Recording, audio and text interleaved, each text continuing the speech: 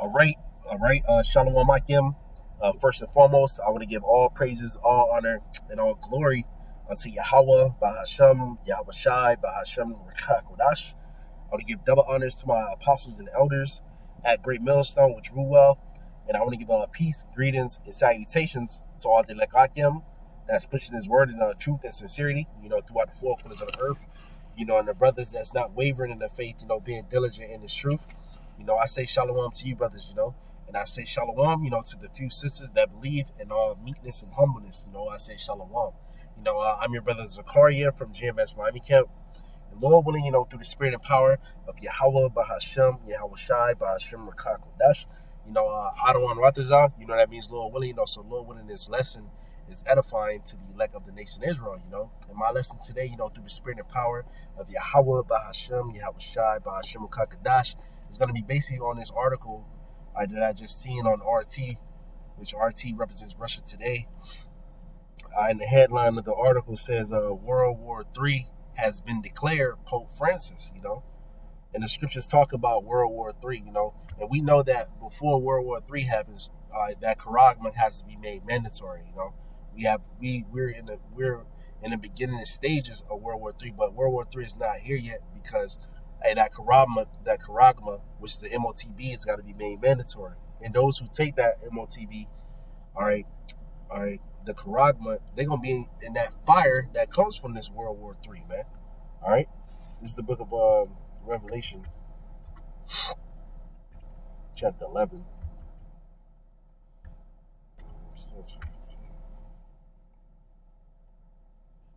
Revelation 11 and verse 14. It says, the second woe is past, and behold, the third woe cometh quickly, talking about World War III. The second woe, which is World War II, has passed, and behold, the third woe cometh quickly. Which is that Revelation,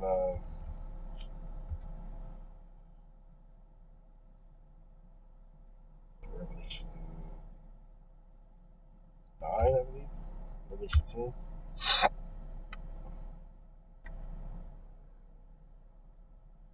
Revelation 10.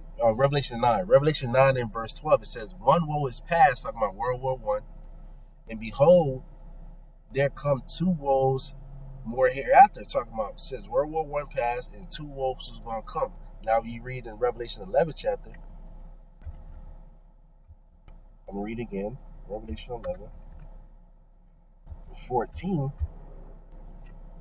It says the second woe, which woe means death and destruction, talking about World War II. The second woe is past, and behold, the third woe cometh quickly, World War III. World War III has been declared, Pope Francis. All right? According to prophecies, we know that more prophecies are going to have to happen. And plus, the scriptures say the least of the flock is going to have to draw America into this third world war. The least of the flock are the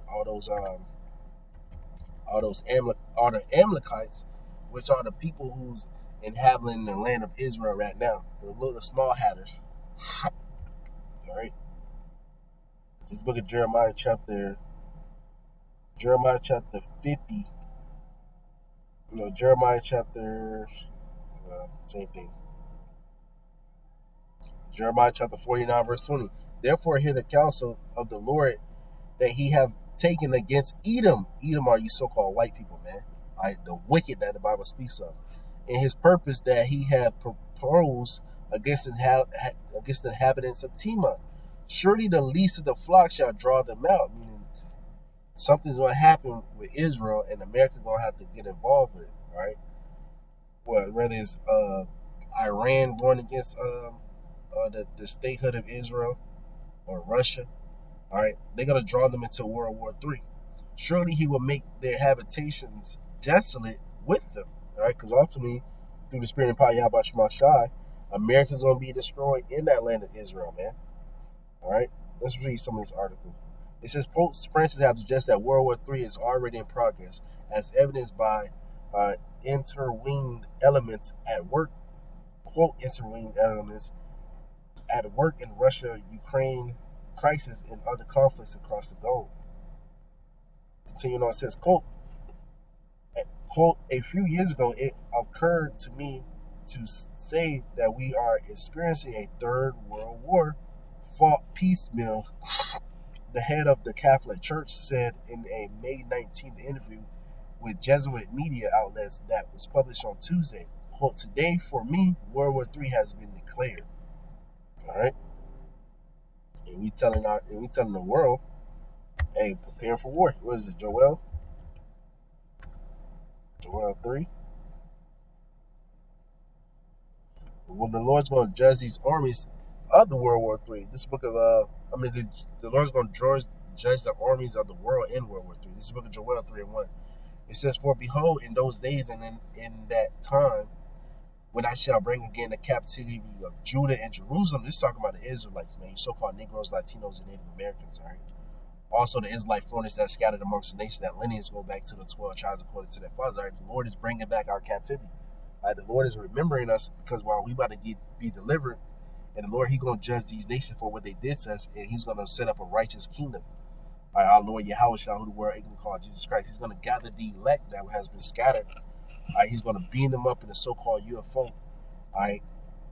He's going to destroy the armies of the world. All right? And when the elect that was beamed up, they're going to come back down from the chariots and subdue the whole earth, starting with our Lord Yahweh. Joel 3 and 2. "I will also gather all nations and bring them down in the valley of Jehoshaphat," meaning Yahweh Shaphat, over there in the Middle East. "And I will plead with them there for my people and for my heritage Israel, whom they have scattered amongst the nations and parted my land." So the Lord said He's gathering these nations, all right, for the World War III, all right, because what they did to the children of Israel. Joel 3 and 9. "Proclaim ye this among the Gentiles," meaning these other nations. "Prepare war, wake up the mighty men, let all the men of war draw near, let them come up." So the Lord said, proclaim ye, prepare war, wake up the mighty men. Verse 10. "Beat your plowshares into swords and your pruning hooks into spears. Let the weak say, I am strong," because while these weak nations, instead of they're putting their money into agriculture and farming and things like that, they're putting their money into their military, into their they're putting their money into their military, their arsenals, you know. Why? Because they about to they got these missiles, all right? All right, they're gonna change their money. They focus more on war, all right, so they can have the nuclear missiles, all right, to combat, all right, America, all right, NATO, the EU, which NATO and the EU, they're gonna fight. They are American allies, but they're gonna shoot their missiles against America too. The scripture say the beast shall hate the whore and burn her with fire. The beast is NATO and the EU. The whore is America that rideth the beast. All right. So these smaller countries are saying they're strong, or like Pakistan, North Korea. All right. All right. They have missile capability. All right. They have nuclear missiles. All right. So if America shoot a missile there, they can shoot a nuclear missile back at them, you know.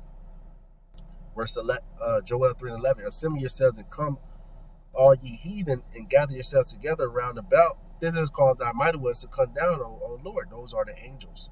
"Let the heathen be wakened and come up to the valley of Jehoshaphat, or Jehoshaphat, for there will I sit to judge all nations. For there will I sit to judge all the heathen round about, man." All right, so that's what the Lord's going to do.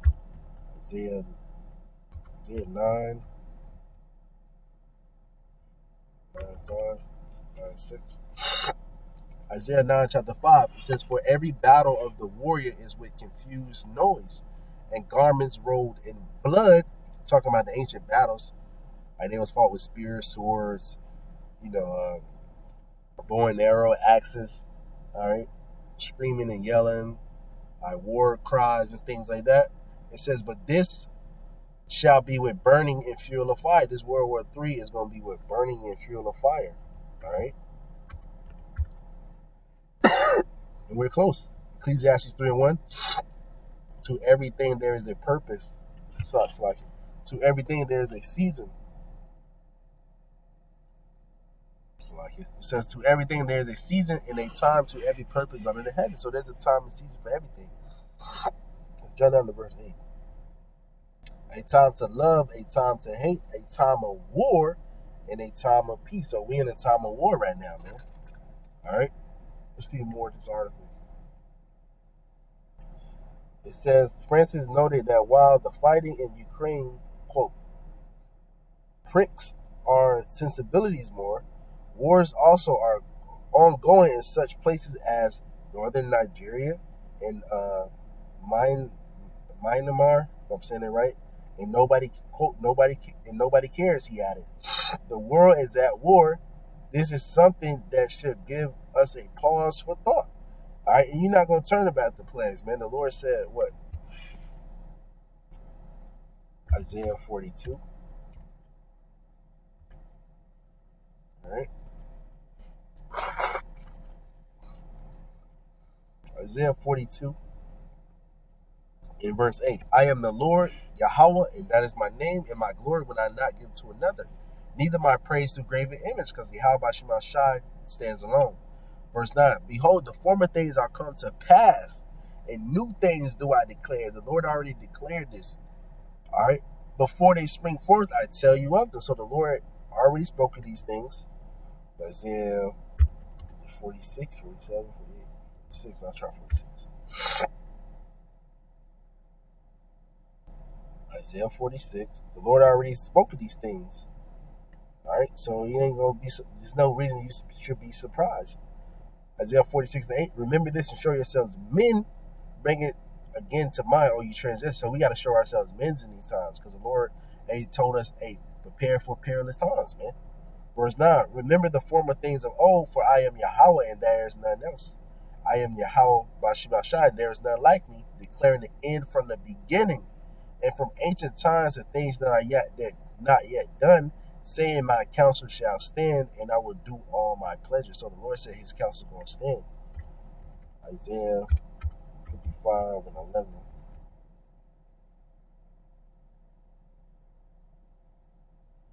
So shall Isaiah 55:11. "So shall my word be that goeth forth out of my mouth. It shall not return unto me void, but it shall accomplish that which I please, and it shall prosper in the thing whereto I send it." So the Lord said the words of his mouth don't go out void.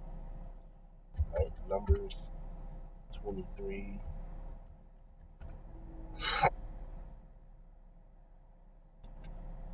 Numbers 23 verse.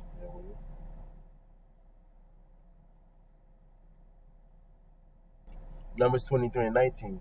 "Yahweh is not a man that he shall lie, neither the son of man that he should repent. Hath he said, and shall not he do it? Or have he spoken, and shall not he make it good?" So the Lord spoke of these things. He's going to make it good. Isaiah 14, 21. Isaiah 14, 21. "This is why this World War III is happening, because the Lord is about to judge these people that has I many of these Edomites, because what they did to us, man, the children of Israel. Prepare slaughter for his children for the iniquity of their fathers. All right, because the Lord's about to slaughter everybody. All right, that's if you're not a part elect and you living here in Babylon, America, you're gonna die. Prepare slaughter for his children for the iniquity of their fathers. All right, so the Lord is preparing slaughter for his children for the iniquity of their fathers, for what they did to us, their forefathers, which you know about the scripture, you know about reincarnation. They are their forefathers coming back. So the Lord's about to kill a lot of these people, man. That they did not rise nor possess the land, nor fill the face of the world with cities. For I will raise up against them, saith the Lord of hosts. So for I will rise up against them, saith the Lord of hosts, and cut off from Babylon, which is America, the name, and America going to be destroyed in World War III, man, which is Babylon the Great. It says, "In remnant and son and nephew, saith the Lord, I will also make it a possession of the bittern and pools of water, and I will sweep it with the beast of my destruction." That's those nuclear missiles, saith the Lord of hosts, the Lord of armies. Verse 14 is the point. "The Lord of hosts hath sworn, saying, as surely as I have thought, so shall it come to pass, and as I have proposed or purpose, so shall it stand." So the Lord said it's going to stand. All right, it's going to be perplexity amongst the nation. Damn, let me get that. Matthew 24. How can I forget? Matthew 24:3, it says, "And it shall." Matthew 24:3 says, "And as he sat upon the Mount of Olives, the disciples came up to him privately, saying, Tell us, when shall these things be, and what shall be the sign of thy coming in the end of the world?" All right. All right, there's still got to be the famine of the word, persecution coming. So World War III is brewing up, but we know there's more prophecies that got to happen, man. All right, but yeah, we're coming to the beginning stages of it, man. All right, all right. What shall be the sign not coming in the end of the world? The world, that word world is meaning eon, a certain age of rulership, a certain time of rulership, meaning the end of Esau, even the so-called white man's world. John 9 verse 6. And ye shall hear of wars and rumors of wars. See that ye be not troubled, for all these things must come to pass, but the end is not yet. For nation shall rise against nation, and kingdom against kingdom, and there shall be famines. All right, it's going to be a major food shortage, and water shortage, and pestilence and earthquakes in diverse places. All these are the beginning of sorrow. So we in the time of beginning of sorrows. All right, in the time of beginning of sorrows. Um, so it says, what is happening to humanity that has had what is happening to humanity that has had 3 world wars in a century? Because the Lord said He's speeding up the time. You have to think that in a century there have been 3 world wars with all the arm trades behind it. All right, so it says, acknowledging criticism for his failure to condemn Russia, President Vladimir Putin in his past comments, suggesting that NATO expansion into Russia's doorstep might have provoked the crisis. The pontiff denied being pro-Putin. He said such a claim would be simplistic and erroneous. All right. So it says, quote, I am simply against turning a complex situation into a distinction between good guys and bad guys without considering the root and self-interest, which are very complex, end quote. He said, quote, while we witness the ferocity and cruelty of Russian troops, we should not forget the problem and seek to solve them. All right, so so it goes on and on.